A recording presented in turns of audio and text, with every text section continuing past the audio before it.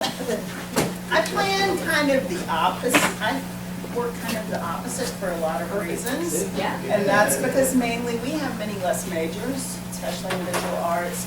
So you already know your students very, very well because you're working with them physically all the time. You're either in the studio with them for longer hours or you're in rehearsal with them for longer hours. And so you already pretty much, in most of the visual arts, you already know your students pretty well.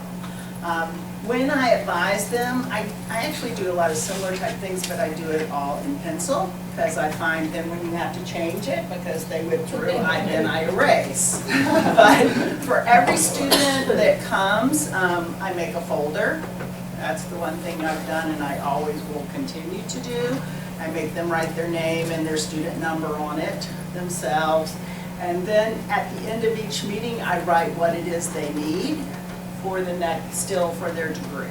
So that I always have a record right there, a physical record of what they're gonna need most. This is a student who's graduating this semester, so it's all filled up. You know, it's simplistic, but it works quite well that way.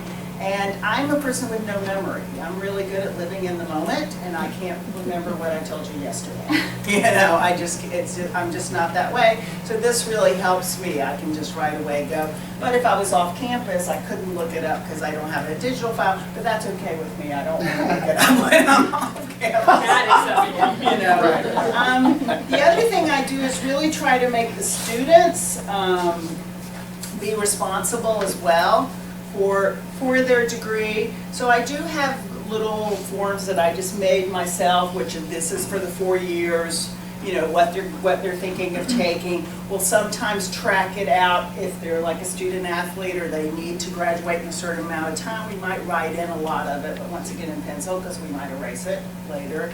But we usually just have it so I can look through all the years right away and see what there is, you know, for them that they've taken.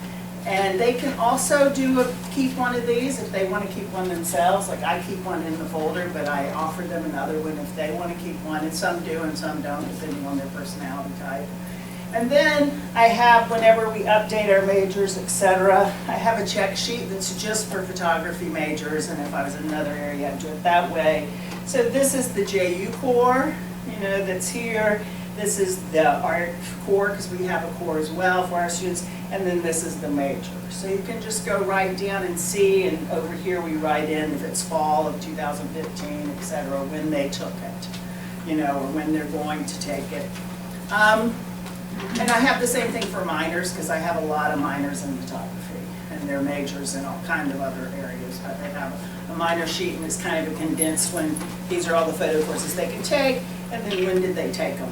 What year, so we can look at that very quickly as well, because those are the areas I could get in trouble and maybe they don't, you know, for some reason a minor in photography is 18 hours and yet our classes are 4 hours.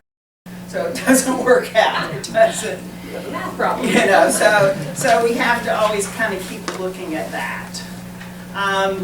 Once we've advised, we advise coming up now, you know, when they're about to register for class. If they're a new student, when they first come into the program to clear the major, we get together and do it then. But then I find it's really important.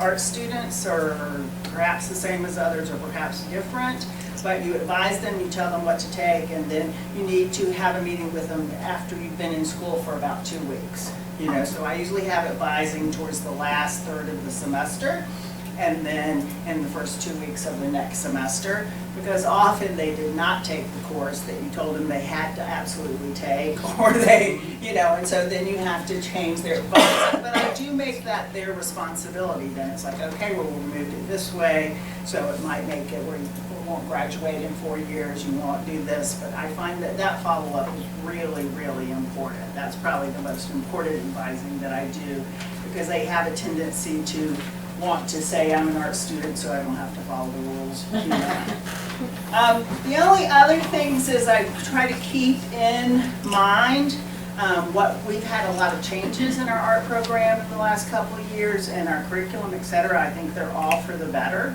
But I try to always remember what those are before I have advising with all my students. So I always we have great faculty, and so they make great handouts, you know, if it's their area. And so I try to remind myself of those things. Once again, I keep it with all my advising stuff because I'm not sure, you know, if I'm going to remember it since I've been here so long that I might be thinking back to 10 years ago, you know, and that isn't the way that it actually works out. So basically, I keep a folder. I have printed out really in triplicate that makes sure that they fulfilled all of their requirements. We do use, you know, we do go to WebAdvisor and use that as well, and I explain that to them so that they can look it up at any time themselves and know what they're supposed to do, but they also can have those hard copies. Then I also, around the photo area, I post the handouts of what my rotation of classes are, you know, every semester, so, and they're everywhere around what it takes to be a major, so that they kind of get it through osmosis. You know, they're looking because they're standing there and they're just reading it because it's on the wall. So I think that's very helpful as well, and I've done that for years. And the last thing is something, actually, we have candidates for the film position right now on campus, and it was one of the candidates that said this the other day, and I said, I'm going to start doing that too. Which is kind of asking what they want to do when they graduate. Well, in photography, I kind of know the options they have. And so she had a portfolio checklist of when a student graduates, these are the things that should be in their portfolio. And this was for film, you know, there should be a commercial, there should be a public service announcement, there should be a short web series. And, you know, but I'm going to make one of those for photography because almost all photographers always do commercial work as well as fine art work. I don't know anyone who's never done commercial work that's a photographer. So I prepare my students for both sides. And so I think I'm going to add that when they graduate, they need to have these things in their portfolio to know that that way they can go out.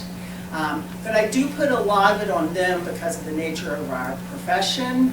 If they're not willing to really work hard and do all these things themselves, they're never going to make it as a photographer. And we do have lots. I make my students always do charity work photography, campus service photography, you know, all types of photography. And so most of my students do have a really deep portfolio that way as far as having experience, et cetera, by the time they've graduated. And the ones that are kind of reticent to do it, I demand that they do it. You know, part of every class they have to do some charity work. Like last semester it was the Sea of Blue, the March of the Firefighters downtown. You know, there's certain things that they just have to do. And if they say, you know, they're not interested in stuff, then I usually kick them out of the program. Because they're not going to make it, and I don't want to take their money. That's not kind. But that's about it.